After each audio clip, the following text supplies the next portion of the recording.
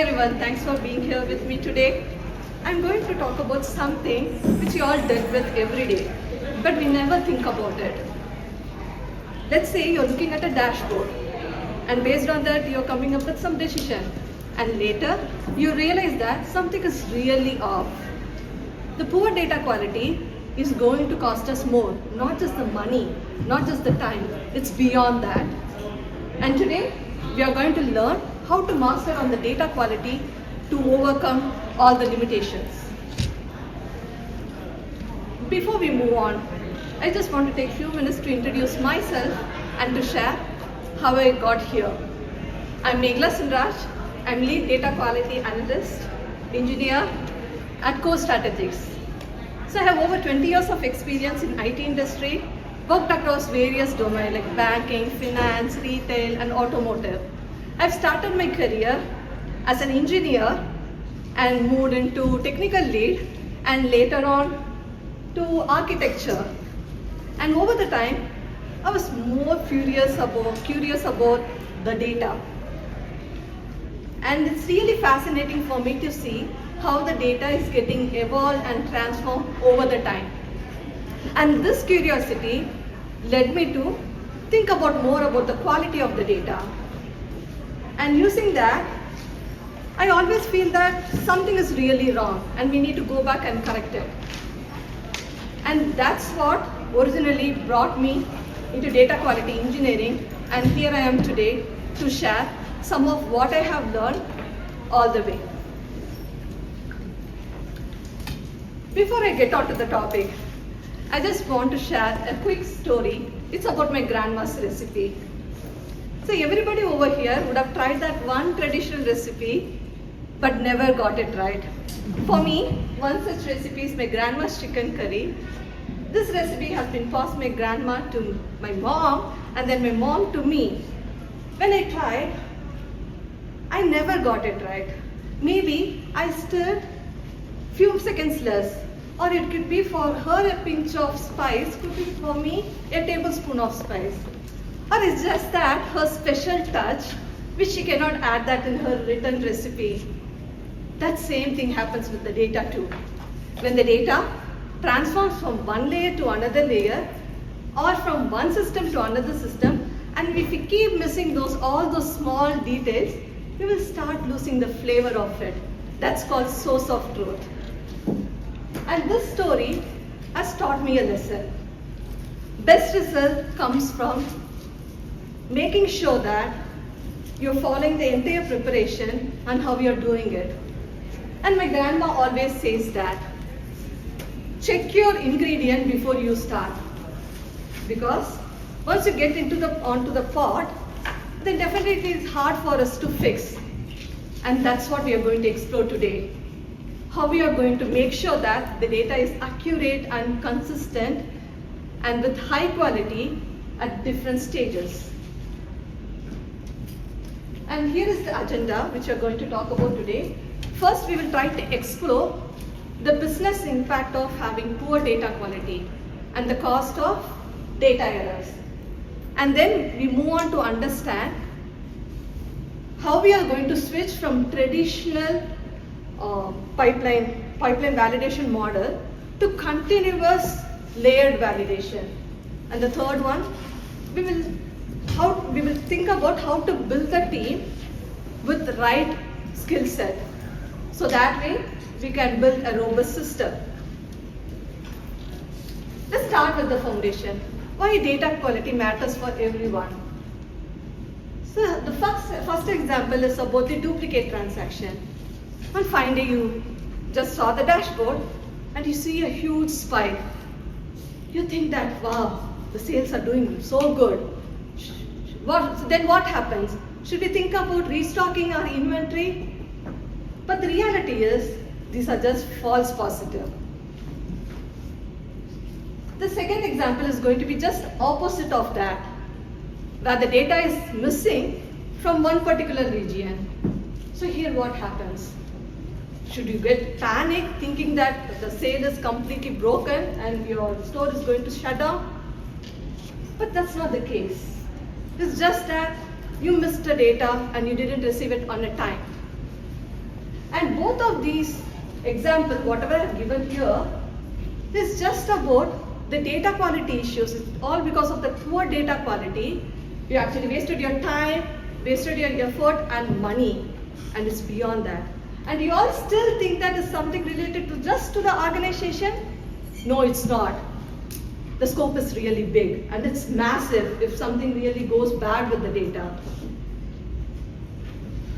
This is again one more example where we are seeing a global impact here. You all remember last year July, I still remember that when I opened my laptop, my working laptop, and I saw that it's completely frozen with that blue screen. I was thinking, what's going on? Is my old laptop really giving up? Then I was like, okay, it's time for me to get a new laptop. Then I realized, no, that's not the case. There's something really bad happening and it's going to be a huge, massive impact. This is just one software update which has messed up everything. It was a massive disruption, not just one sector. If you think close enough, you know how many sectors got impacted. There were so many articles about it. There were so many emergency services that completely down. And there was a lot of doctors who were cancelling all the appointments because they couldn't get the patient information. And retail, they couldn't do any sale because of point of system is completely down. And banking, they couldn't do any trading. It's just because something really bad with the pipeline. This second example, which you all could relate, one more. We tried logging into retail and we just have something on your cart, right? And you keep looking for a price in order to buy that item. And you started noticing that there's a huge price drop. That item's supposed to be $20 or $30, all of a sudden showing $1. It's time for me to buy. I'm super happy now. I'll just go and buy it. But the thing is that for the organization, it's a financial loss. It's just one item. It's going to be many items, right? So like that, the organization is going to lose its revenue. But think the other side of it. Until now, you might think that it's not going to impact the customer. But the other fact of it, there's the same item, you have it in the cart. Let's look at the different picture now. And this item, you saw it for $10, now it's showing $100. You would have got disappointed, right? Because you couldn't complete your wish list now. And now it's loss of opportunity for that organization. It's not just with the revenue. So it's going to, you are going to see the ripple effect of having that bad data quality. Before we get on more about how to build a technology in order to handle that, let's level set the terminology. So in retail, or it could be any industry, there'll be so many actors interacting with the data. So here there are a few. Let's start with data producer. In retail, data producer is going to be your point of sale. And then all the data will get onto the pipeline. So there will be data engineering team who actually take care of processing the data either through streaming process or through batch process. And the entire data will get to the consumer. And it's not just one transaction. There will be a million of transactions coming across millions of stores which will get onto this pipeline. And you will get hundreds of SKUs, right, getting lined up here. And there will be so many consumers looking for some critical information out of this data, whatever is lined up. There are a few here. So finance, maybe you might look for financial forecast. Marketing, maybe for the campaign, to attract the customer. Supply chain, it's about the inventory, right? You have to stock up the inventory based on the customer needs. These are few consumers who actually get interested on this data. Now we spoke about the general, how it's getting interacted, people are getting interacted with the data. Now it's all about how we are going to handle this, manage this complexity. So that's why we are following a 3-tier architecture. This is called medallion architecture. If you guys are into that data bricks and everything, you will know about this. So the first layer is going to be landing or ingestion zone. Let's say that you're walking into a retail store and you like the product. You're going to buy now. You looked at your price and you're walking towards the point of sale and you're swiping your credit card and you'll get a receipt. For you, It's just that number matters, right? You just look for the price. But actually, that receipt will hold lot of information. So it would say, when did you buy, where did you buy, how many items did you buy, for how much, what is your payment method, whether it's a credit card or a debit card. So it will have lot of information. Now since we spoke about the consumer, right? So let's say they are looking for a specific information. Do they really need to scan each and every message? No, it's really not, right? Because it's not just one transaction, it's going to be million of transactions. It's going to take lot of time and it's going to be an expensive process for them to scan each and every message.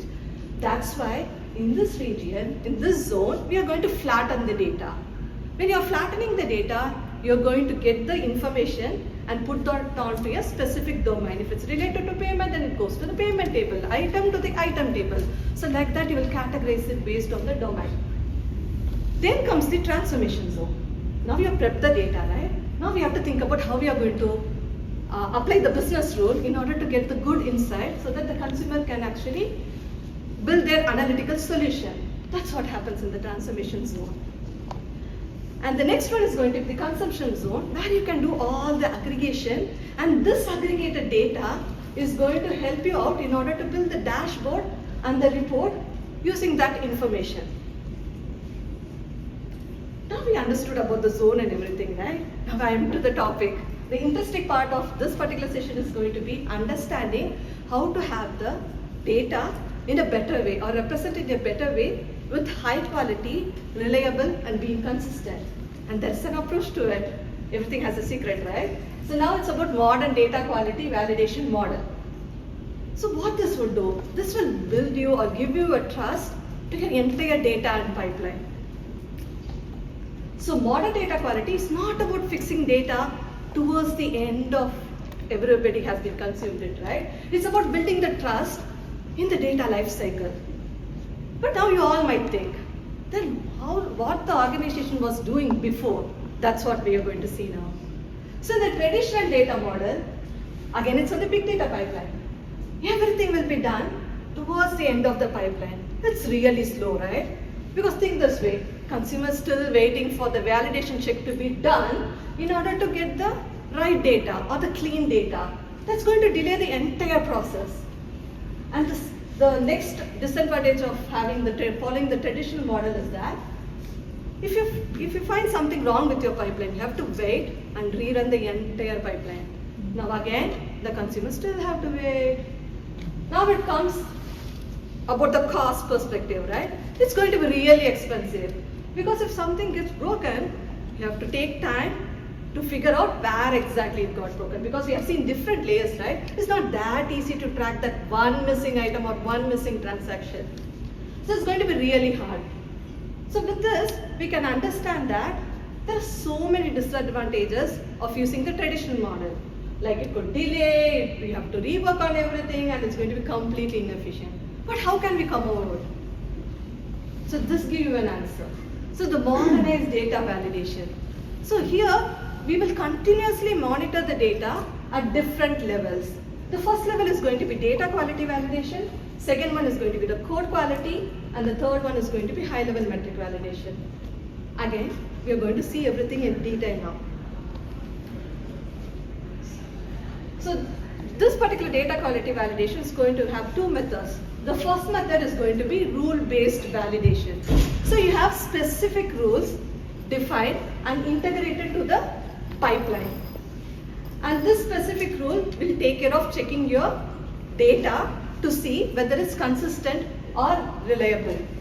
Again, the goal of this particular rule-based validation is to make sure that you are running the data pipeline as efficiently, but at the same time, the business team is able to get the data accurately on time without missing SLA. And this rule-based, everything is rule written. Everything is written in either it could be a table or it could be a file, and you can embed that in every layer of your pipeline. And we are going to see that with few examples now. So layer one, the ingestion layer. So the first thing what we could do, we have to think about the duplicate transaction. Why? Because the producer, let's say their system is broken. then there are chances of sending duplicate transaction. Or it could be based on a streaming platform. Let's take Event Hub. It has its own delivery semantics, right? So it could generate the duplicate because of that. So there is high chance of getting duplicates in your layer 1. So if that is the case, now how do we handle it? So now we have to think about how we are going to remove. So we can add a validation check to remove it. But there is another or additional way of doing this. You can add a monitoring tool to it. Maybe it could be Datadog or it could be Dynatrace, which actually take care of monitoring the entire pipeline to make sure if there is any duplicate, and if there is a duplicate, you just do a record level quarantine. Still you have those other messages available and going to pass through the pipeline. Just that duplicate alone will get dropped. Now we comes to layer 2. We remember that, right? We do all the transformation and everything. Let's say that something is really wrong with the transformation. Then because of that, we started getting all those missing values or the null values, which is again a critical thing. For us, this might look as if it's just a null value, just missing it, right? It's okay. But actually, that's not the case. It's going to skew up your entire system. If consumers try to pull in the information, you're never going to get that information in your dashboard. The system is going to keep spinning. So definitely this is again a critical issue, right?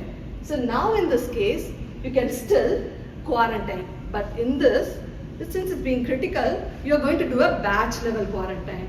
You'll quarantine the entire, whatever transaction you have got for that particular hour or that 30th minute, you're going to quarantine everything to the quarantine table.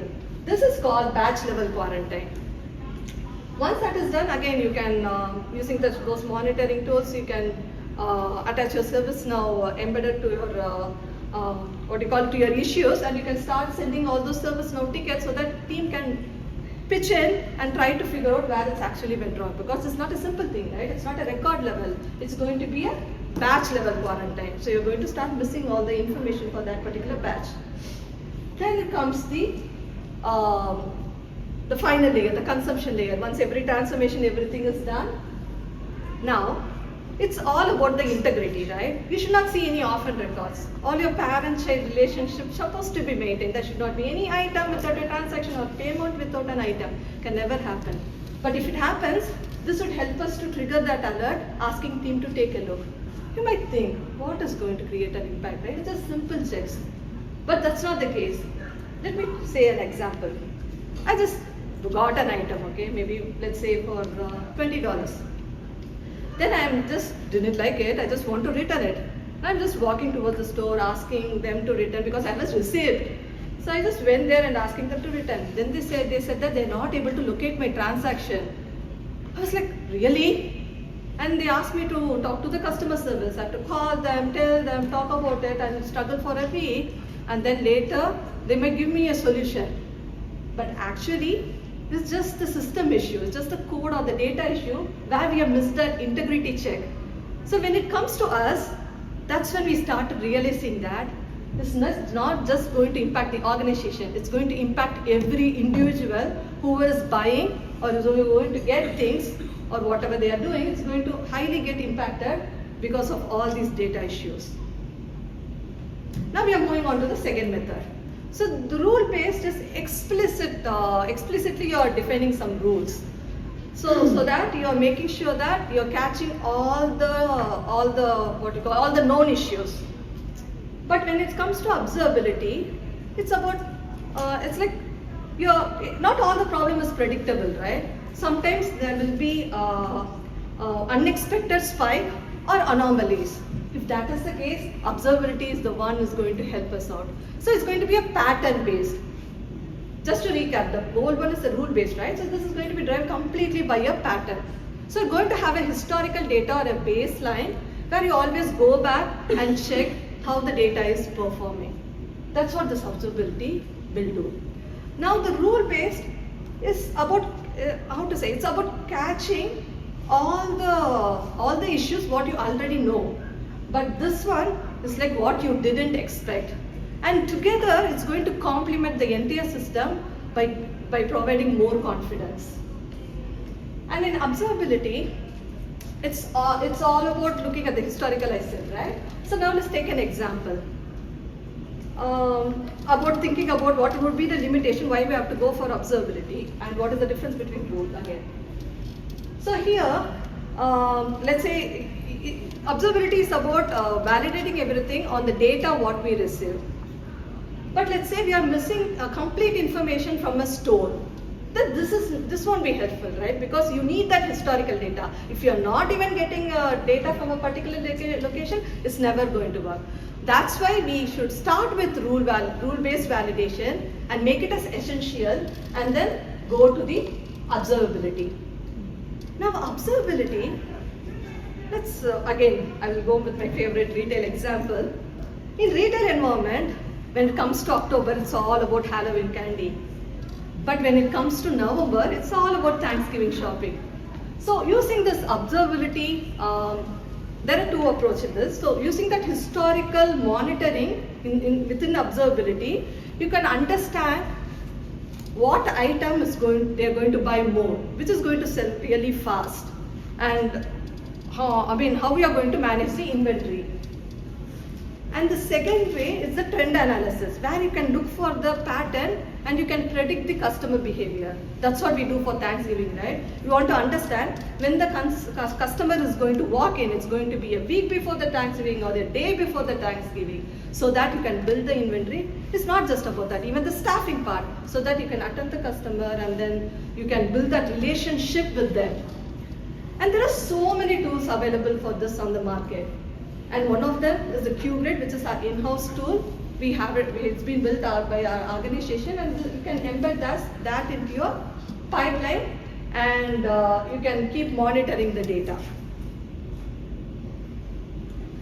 Now we spoke about the first model, right? So it's all about the data, we know that, and it's going to make sure your data is accurate, and it's going to help us to identify the patterns and everything, the behavior of the data, that's what I should say. Now comes the second part of it. It's not just about the data, right? Sometimes the code issue will also trigger data issue. Let's see how. So this is, again, we are using the same big data pipeline. Now let's say that we are applying some complex transformation here, and if something really got broken now. Sorry, that's fine. We all need a break. So again, in the big data pipeline, right? So when it comes to code quality, it's about the code which actually got broken. But again, the goal of this is to maintain that correct transformation so that you won't introduce a new data issue. And we are going to talk about with few examples. So let's say that we have a transformation logic, okay? So now there is something called item type. It will say what kind of transaction has happened. It could be sale, it could be refund, or it could be payout. So let's take a few examples. Sale, it means that it's a positive revenue for the company. But when it comes to refund, you're just giving out that, right? So it's going to be a negative. And when in case of payment, it's slightly twist in that, where your quantity, because you're still making a transaction, so your quantity will be positive, but your amount will be negative because it's an outflow. For this transformation, if you miss out something, let's say that for sales, you're showing it as a negative value, then it means you lose some money, right? And same thing with the return. Just the flip of the sign will completely change the meaning of it. So it's still a transformation issue, right? But there are high chances of making a mistake in the transformation is going to impact your data. So that's what we are going to handle using this code quality. So this code quality is going to run towards the end of the pipeline. Once all your data got processed, that's when you start making sure that all the transformation has been done right. So it can be an asynchronous process, and it can run in parallel with your data pipeline. And there are two ways of doing this. One, you can create your own synthetic data. If you have very good knowledge about what kind of data your system holds, you can create your own data, right? And you can send that and to your data pipeline, and you'll get some output of it. And if you have your expected output for the synthetic data already ready, you can compare with your expected output with your actual output, and if it's going to show a difference, then it means there is an issue, and it's a consistency issue, right? So somebody has to fix it. And the other way of doing this is, You can build, the data quality engineer can build an complete automation, and they can make sure that they are applying all this transformation from their side. So the same data is going to flow into your pipeline, let's say product data, because we always try to do with the real-time data, right? So it will go through the big data pipeline, and parallelly it will go through the automation pipeline as well. So both the pipeline is going to give some result, right? Now we are going to compare these two results and see whether data is consistent or not. So again, it's based on your project need and how much data you're going to process, and based on your transformation, you can always pick one of it. Now comes the third part. So we spoke about the data, we spoke about the code, the transformation and everything. Now what this would do? So until now we are thinking about processing record by record, right? Looking for any data error, or it could be for transformation. Let's say we are going to run a detailed validation now. How much time it's going to take for us to get the result? If the consumer wants the data immediately, within 30 minutes, let's say, 30 minutes batch running, and you want to get the dashboard information in 30 minutes, then they have to wait, right? So how can we avoid that? And this will give you a solution. This is called high-level metric validation. And in here, we'll just summarize the data. We just don't go for record level. How can you summarize? Maybe for a particular POS date, how many transactions happened? How many items did we sold? So all this information can be summarized, and you can send it again to a monitoring. It could be Datadog or Dynatrace. And here you can see two different clouds, right? How can we relate to that? So here, another additional advantage of doing this, you can do cross-system or cross-cloud platform validation as well. So let's say the producer is in Azure and you are in AWS, being a consumer, or it could be a streaming, you are in AWS. Now both the application or both the cloud platform, whatever application they have, they can send all the summarized information from their system to the monitoring tool, to the Datadog. So on the Datadog, you can create an alert, you can compare the logs, and if there is something really wrong, then you can send the ServiceNow tickets, right? So the team can immediately take a look at it instead of waiting for a longer time to get the result. And this can be completely automated. Just that you have to just spend that 1% of cost or effort to build that new pipeline to send all this aggregated information. But still you're going to get the 99% of confidence. That's what we all need, right? That's the trust of the data. And another advantage is you can isolate the issue. Let's say we have three different systems as we initially saw it in the example, right? Point of sale, real time, and streaming. Let's say different cloud platform. Now every system has sent the information to the Datadog. Now we are started seeing difference between POS system and the real time system. Then what does it mean? Then something wrong happened between either POS pipeline or your real time streaming pipeline. Now the batch processing, their pipeline is all good. They can be happy. They need not worry about it. So this way you can isolate the complete issue, and we will be able to figure out which particular system is actually failing. So that's what it's going to help us out. Now let's think about how this modern validation method is going to benefit us. It's not about just the data, not about the quality. It's about how fast the business can operate. So these are some key benefits which we are going to talk about now. The first one is a bit quicker insight, right? So that you need not wait for longer in order to get the clean data. So the data analyst, data scientist, everybody can get the data, get the information quicker, and they can trust it. The second one is about efficiency. So the data engineer need not spend lot of time in figuring out which particular layer it got failed or which system it got failed. They need not do that entire analysis. Now so that they can invest their time, instead of doing that, they can invest their time to build the new capabilities or invent something new. The third one is going to be confidence.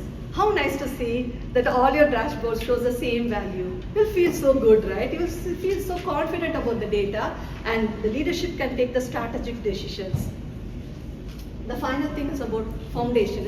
Everything is about AI, right? So now, whatever information you're going to send it to the AI, that's what you're going to get it from your analytical solution. So we have to make sure that we are building that solid foundation by having the right data. Now we all understood how to implement and what are the benefits, but it's not just that, right? How can we have that knowledge shared within the team and how to build the team? So these are some key roles available in the any technical project, right? The first one is the data analyst, who actually looks the business side of the data. So they look at the dashboard, they look at the report. If something is really off, they are the one who is going to pinpoint, say that, hey, here something is really bad. So someone has to take a look at it and it's going to impact the customer. The second person is going to be data engineer, who is going to actually build the pipeline, move the data from A to B to C, and they make sure that they are applying all the transformation, making it reliable, making it scalable, so that you can get the data right on time. Now here comes the data quality engineer. So they are the one who is going to bring everything together, and it's an emerging role. So they should have both domain and engineering expertise. So they are the one who is going to automate the process, build everything, adding all the validation check, and making sure you're building the monitoring so that the team need not log in every day to look for issues. They can quickly get an alert, and they know everything. When we say everything, it's about the data and the pipeline both together. When we talk about data, it's just the data. Data engineer, just the pipeline, but they bring everything, data and the pipeline together. AI is a very big topic and it's a vast one, right? But still, we'll just cover a few things about it. It's going to give you high-level information like how can we integrate this to the AI, the entire automation framework we just spoke. So these are some critical stages in your project, right? The first one is going to be the requirement. So the AI, if you embed that to your system or the automation process, it will actually read through the requirement and give you a baseline version. How nice to have something before you start. So you need not build anything from scratch. The second one is kind of code checking. Where some changes, the DE team is going to, data engineering team is going to keep making changes. If that is the case, this AI will help us to find out which are the high risk area, error prone area, so that the data quality engineering team can focus more on that and build that automation and everything and all the validation checks around that instead of investing that time on all the other issues which is really not that critical. And finally the result is going to give you a nice pretty dashboard, right? Where you can look for all the information and you can improve your entire test coverage process by understanding the pattern. So now we are going to talk about the key takeaways for today. So data quality engineering or data quality is about building everything embedded into your pipeline, making sure that you are validating the data, not just at the end, but throughout the pipeline, from ingestion, transformation, all the way to the consumption. And the second, it's about the code quality. It's not just about the data. Even your pipeline, whatever transformations you're going to apply, we have to make sure that we are applying the right transformation so that you can get the right insight and it can be completely asynchronous. And the third approach we covered is about the high-level metric validation. It's about cross-code validation. You're going to summarize the data, no need to do record-level validation, everything nice and sweet. Now the data quality engineer, about that role, how you can build the team with a strong quality mindset. And finally about the AI, how you can integrate your data quality validation check. Again, by end of the day, it's not about, the quality isn't about the process, it's just the mindset. It's not about getting the data. We have to make sure that the data is telling you the right story. And whatever check you're going to add is going to give you a lot of value when you go for analytical solution. If not everything, just remember three things. Think early, think proactively, think quality. Thank you everyone for your time. And before I close the session, I just want to take 2 more minutes to talk about our organization. We are from Core Strategics and we are a digital and data service company. We are offering so many different services, as you see here, AI strategy, data and insight, product development, and platform modernization, and there's so many clients getting benefited out of our solution. So if you can think about resonating or relate something with your project, whatever I spoke about it today, and you're trying to modernize your application or to add any AI strategy or solution to it, please feel free to reach out to us. We are here to help you and support you and with you throughout the process. Thank you everyone.